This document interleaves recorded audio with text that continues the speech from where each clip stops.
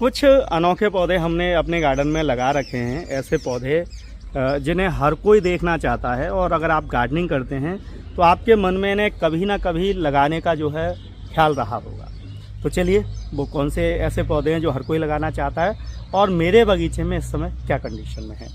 सबसे पहले ये जो पीछे आपको पौधा दिख रहा है ना, ये अकेला पौधा आपको करोड़पति बना सकता है, बशर्ते आप 10-12 साल टाइम दे सकें।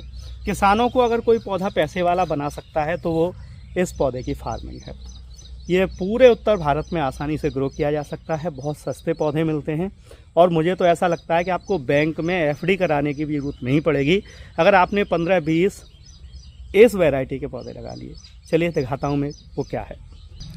तो ये दुर्लभ जो पौधा है ये है आपका वाइट चंदन, यानी कि सफ़ेद चंदन का पौधा है। ये देखिए, और ये तो आप जानते ही हैं कि चंदन की जो लकड़ी है वो लाखों रुपए किलो सेल होती है। सामान्यतः आजकल सफ़ेद चंदन की खेती बहुत हो रही है, वाइट सैंडल की, क्योंकि इसका पौधा बहुत तेज़ी से ग्रोथ करता है और 12 से 15 साल में इसकी लकड़ी जो है बाज़ार में सेल किए जाने के लिए तैयार हो जाती है। ये थोड़ा सा विंटर सीजन में डोरमेंसी में जाता है, बाकी सीजन बहुत अच्छी ग्रोथ करता है। ये देखिए 5 साल का ये पौधा है और इसके पौधे बाज़ार में आपको नर्सरी पे ईजिली मिल जाएंगे 200 रुपये, 250 रुपये, 300 रुपये पौधे के साइज़ के हिसाब से। तो ये भी एक अच्छा पौधा है, आप इसे ज़रूर लगाइएगा। हमारी लिस्ट में अगला जो रेयर पौधा है या कहें कि बहुत ही अनोखा पौधा है, खासकर उत्तर भारत में पंजाब, उत्तर प्रदेश, दिल्ली, हरियाणा, राजस्थान के लिए, तो ये है भैया गर्म इलाके में ग्रो किया जाने वाला सेब। जी हाँ, जो शिमला और कश्मीर में ग्रो होता था अब आपके यहाँ भी ग्रो हो रहा है। ये गर्म इलाकों के लिए ही इजाद किया गया है। डॉक्टर हरवंश शर्मा जी ने इसे इजाद किया, इस वजह से इसे हरमन 99 वैरायटी बोला जाता है।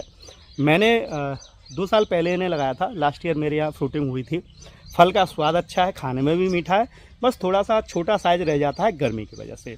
तो ये मैंने 6 पौधे लगाए थे, उनमें से 5 जो है सर्वाइव कर रहे हैं। ध्यान रखिए कि आप अकेला पौधा ना लगाएं एप्पल का, जब भी कोशिश करें कि इसे पेयर में तो ज़रूर लगाएं। ज़्यादा से ज़्यादा अगर लगाएंगे तो फ्रूटिंग बहुत अच्छी होगी, बहुत तेज़ी से ग्रोथ करता है। अभी मार्च में जो है फ्लावरिंग आएगी और अप्रैल तक इसमें जो है फल बन जाएगा और जून जुलाई के महीने में आप इन फल का जो है स्वाद ले सकते हैं। उत्तर प्रदेश में दिल्ली में बैठकर जो है आप सेब खा सकते हैं। तो इन्हें भी ज़रूर लगाइए और ये ईजिली आपको ऑनलाइन फेसबुक पर, वेबसाइट पर, और हम एक नंबर दे देंगे नर्सरी का, वहाँ पर आपको ये ईजिली मिले। अनोखे पौधों की लिस्ट में मेरे पीछे जो पौधा दिख रहा है ना, ये उत्तर भारत के लिए, खासकर यूपी, हरियाणा, दिल्ली वालों के लिए तो ज़्यादा ही रेयर है। देखिए, दुर्लभ पौधों की श्रेणी मेरे यहाँ के हिसाब से, मैं यूँ नहीं कह रहा हूँ कि ये हर जगह दुर्लभ हो सकते हैं, लेकिन यहाँ दिल्ली, एनसीआर के आसपास ये पौधे दुर्लभ हैं। सबसे कॉस्टली फ्रूट्स में से, सबसे ज़्यादा बेनिफिट देने वाले फ्रूट्स में से ये पौधा है। एक बार मैं पास से आपको दिखाई देता हूँ, फिर इसके बारे में बताएंगे। इतना कॉस्टली और दुर्लभ है कि सामान्यतः इसके जो फल हैं वो आपको 5 स्टार होटल या बड़े मॉल या बड़े स्टोर पर ही मिल सकते हैं। ये है आपका एवाकाडो, और एवाकाडो का ये पौधा ना सिर्फ हमारे यहाँ ग्रो हो रहा है, बल्कि ये यहाँ पर, ये देखिए, अभी फ्लावरिंग भी दे रहा है। लास्ट ईयर भी फ्लावरिंग आई थी, फल नहीं बना था, लेकिन इस साल हमें पूरी उम्मीद है कि इस साल इस पर जो है कुछ ना कुछ तो फल बनेंगे ही। तो एवाकाडो का प्लांट भी आप जो है लगा सकते हैं। हैज़ वैरायटी ज़्यादा बेहतर होती है। ये अमेरिकन एवाकाडो है, ग्रीन वाला। काला वाला थोड़ा ज़्यादा फ़ायदेमंद और रेयर होता है। तो अगर आप उसे लगाना चाहते हैं तो उसकी ग्राफ्ट वैरायटी आती है, जैसे ड्राफ्ट वैरायटी बोलते हैं, छोटे पर ही फल देता है, उस वैरायटी को आप लगाएं तो ज़्यादा बढ़िया रहेगा। तो इस पौधे को भी आप अपनी लिस्ट में शामिल कर सकते हैं। हमारे यहाँ ये मैंने कोविड से पहले लगाया था। ये देखिए लगभग 20 फीट इसकी जो है हाइट हो गई है और लगभग 4 साल बाद इसने जो है फूल देना शुरू कर दिया था। आम का ये पौधा तो वास्तव में रेयर है, और रेयर इसलिए नहीं है कि ये मिल नहीं रहा है, ये तो आसानी से मिल रहा है, लेकिन इसके साथ एक कहानी जुड़ी है कि ये 2.5 लाख रुपए किलो नीलामी में सेल हो चुका है। जी हाँ, अब देखिए, नीलामी का प्राइस हर समय तो नहीं मिलता है, लेकिन यही चीज़ इसे थोड़ा सा खास बनाती है। तो ये जो आम की वैरायटी आप देख पा रहे हैं, ये है आपका मियाजाकी। एक्चुअली ये जापान की एक वैरायटी है, और ये देखिए हमारे यहाँ ये फ्रूटिंग भी कर रहा है अभी, और ये आप आसानी से ग्रो कर सकते हैं। और लोगों को जब आप बताएंगे ना कि ये पौधा इतना कॉस्टली, इसका फल सेल हुआ है तो वो भी इसमें रुचि लेते हैं, और आपको भी लगता है कि हाँ भाई हमने कुछ रेयर जो है मैंगो जो है ग्रो किया हुआ है। तो आम की ये वैरायटी भी आप ज़रूर, और ऐसा नहीं है यही सिर्फ वैरायटी है, हमारे पास काफ़ी बड़े बड़े आम हैं, मैं आपको दिखाऊंगा अभी। ये देखिए पीछे, एक्चुअली आम का सीज़न हो और आम अपने हाथों से खाने को मिले ना, खुद के बाग के, खुद के प्लांट के, तो बहुत ही अलग ही फीलिंग आती है। और मुझे लगता है कि पेड़ से तोड़कर आम खाने का जो स्वाद है ना, वो अलग ही फील कराता है। अनोखे पौधों की लिस्ट में एक और पौधा मेरे पीछे है। ये बहुत ही पवित्र पौधा है और ऐसी मान्यता है कि अगर इस पौधे का दर्शन किया जाए तो भगवान शिव के दर्शन के बराबर उसका पुण्य मिलता है। यह है आपका पवित्र रुद्राक्ष का पौधा। जी हाँ, वही रुद्राक्ष जैसे भगवान शिव अपने गले में धारण किए रहते हैं। बहुत सारे जो आध्यात्मिक लोग हैं वो इसे काफ़ी पवित्र मानते हैं। मैंने इसके 2 पौधे लगा रखे हैं क्योंकि एक्चुअली इस पर फ्रूटिंग के लिए नर मादा का कॉम्बिनेशन रखना होता है, तो 2 पौधे हमने लगाए हुए हैं। चलिए मैं पहले आपको पास से दिखाई देता हूँ। तो यहाँ देखिए, ये है हमारा मादा प्लांट जिस पे फल आते हैं, और इस पे फल आने की जो शुरुआत है वो अभी कुछ दिन बाद, जैसे ही जून जुलाई का महीना आएगा और उस समय इस पर फ्लावरिंग आएगी, और उसके 1-2 महीने में सितंबर के आसपास इस पर जो है फल बनना शुरू हो जाते हैं। तो ये मादा है और इस तरफ नर प्लांट है। इस पर फ्लावरिंग ही फ्लावरिंग होगी, फल नहीं बनेगा। तो ये जो रुद्राक्ष के पौधे हैं आपको इजीली किसी बड़ी नर्सरी पे इसके पौधे मिल जाएंगे।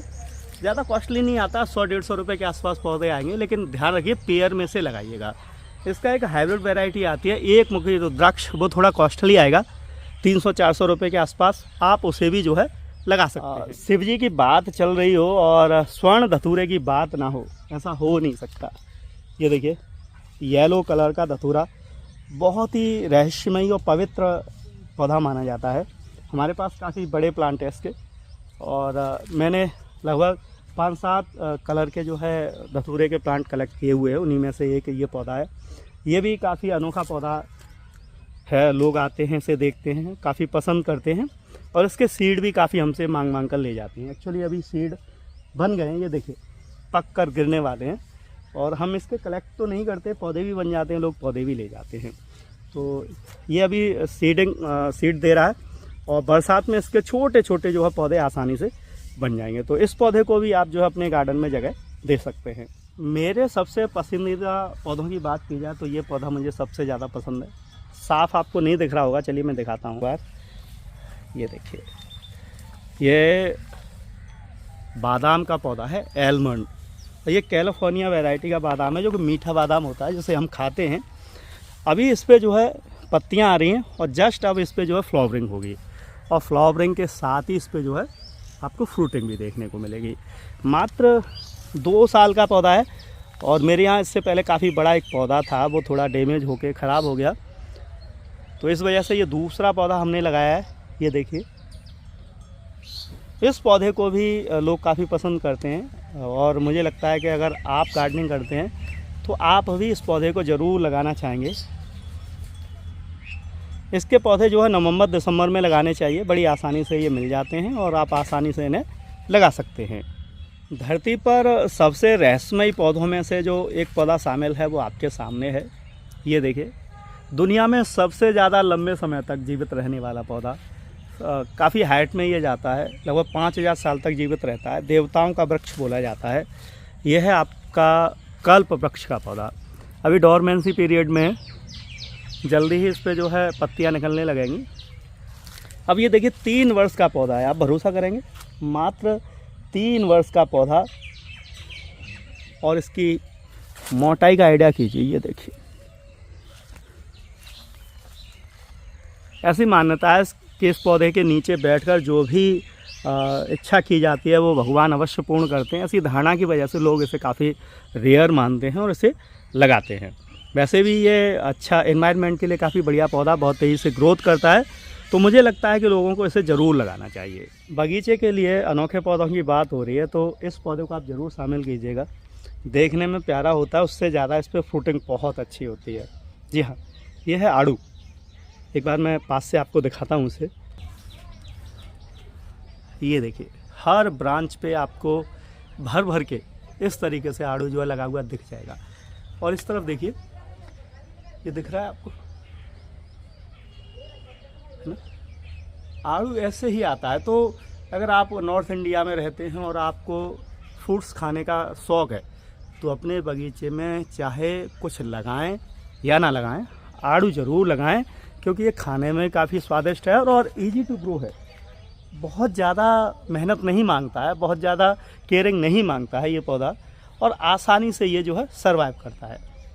ये देखिए, तो आड़ू आप अपने बगीचे में ज़रूर लगाएं। हम बात कर रहे हैं बगीचे के लिए कुछ अनोखे पौधों की, और इस लिस्ट में ये जो मेरे ऊपर आप देख पा रहे हैं ये है आपके सीडलेस अंगूर के पौधे। जी हाँ, क्योंकि हमने महाराष्ट्र से इंपोर्ट किए थे और पिछली बार शूटिंग भी हुई, कुछ गुच्छे बने थे। मैंने क्या किया, ये देखिए इस तरीके से मैं क्लाइंब करा दिया है एक रास्ते के ऊपर, और ये दिखने में काफ़ी अच्छे लग रहे हैं। तो अंगूर जब गुच्छों में लटकते हैं ना तो बहुत ही अच्छे लगते हैं। देखिए इस तरीके से अंगूर पे भर भर के जो गुच्छे आएंगे, अभी फ्रूटिंग होना शुरू हो गई है अभी, ये देखिए। और पूरे गार्डन में एक तो हरियाली दिखेगी, फ्रूट्स दिखेंगे और लोग कहेंगे वाह, और एक दो फल तोड़ के खाएंगे ना तो बहुत ही अच्छा लगेगा। तो अगर आप ग्रीनरी चाहते हैं, फ्रूटिंग भी चाहते हैं, तो ग्रेप्स यानी कि अंगूर अपनी लिस्ट में ज़रूर शामिल कीजिएगा। इस पौधे को मैं कई बार दिखा चुका हूँ अपने वीडियोज़ में, आप पहचानते हैं इसे। ये है आपका पान का पौधा, जी हाँ, बीटल लीफ प्लांट, और ये थोड़ा सा पॉलीसाइड के अंदर है, इसलिए हर समय हरा भरा रहता है। इसे सेमी इंडोर प्लांट है, धूप चाहिए लेकिन इनडायरेक्ट सनलाइट चाहिए इसे। बालकनी में, कॉर्नर पे या फिर लिविंग रूम के आसपास विंडो के सहारे आप इसे गमले में भी लगा सकते हैं। तो ये भी पौधा काफ़ी बढ़िया। अगर आपको खांसी हो रही है, गले में खराश है, तो इसकी लीफ पत्ती आपके गले को बहुत जल्दी सही कर सकती है। ये देखिए बहुत तेज़ी से ग्रोथ करता है, और इसके नए पौधे बनाना बहुत सरल है। नई नई सूट्स निकलते हैं और वहाँ पर ये देखिए जड़ें भी इसमें साथ ही आती हैं। ये हम यहाँ एक नया पौधा बना रहे हैं, गमले में मिट्टी भर दी है, रूट इसमें डेवलप हो जाएंगे, कट कर देंगे, नया पौधा बन जाएगा। तो बगीचे में आप पान ज़रूर लगाइएगा, काफ़ी फ़ायदेमंद है आध्यात्मिक रूप से भी और मेडिकल रूप से भी ये हमारे लिए काफ़ी फ़ायदेमंद है। ये जो केवल आपको अभी लकड़ी दिख रही है ना, ये आपके हवन में शामिल किया जाने वाला सबसे पवित्र पौधों में से एक पौधा है। इसकी धूप काफ़ी पवित्र मानी जाती है और घर में जो नेगेटिव एनर्जी है उसे दूर करने के लिए यूज़ किया जाता है। यह है आपका पवित्र गूगल का पौधा, जी हाँ, जिसकी धुनी रमाई जाती है, धूप में इसका प्रयोग होता है। ये सेमी सकुलेंट मान के चल सकते हैं, विंटर में डोरमेंसी में जाता है और जैसे ही गर्मी बढ़ेगी अब ये नई नई लीफ निकलना शुरू कर देगा। और ये जो मोटाई हो रही है ना, यहीं से गोंद के तरीके से जो है आपका गूगल निकलेगा और वो काफ़ी उपयोगी चीज़ है। एक और अनोखे पौधों में से शामिल है ये आपका लता गुलाब या क्लाइंबिंग रोज़। ये देखिए हमने अपने दरवाजे के पास लगा रखा है और अभी इस पे जो है फ्लावरिंग आने की शुरुआत हो गई है। सर्दियों में ये लाल रंग का हो जाता है और जैसे जैसे तापमान बढ़ता है ये सफ़ेद कलर में जो है कन्वर्ट हो जाता है। सबसे अच्छी बात यह है कि गर्मियों में भी ये आसानी से सर्वाइव करता है। ऐसा नहीं है कि केवल सर्दियों में ग्रोथ करे, गर्मियों में भी अच्छा ये चलता है और फूल भी बढ़िया देता है। ये देखिए।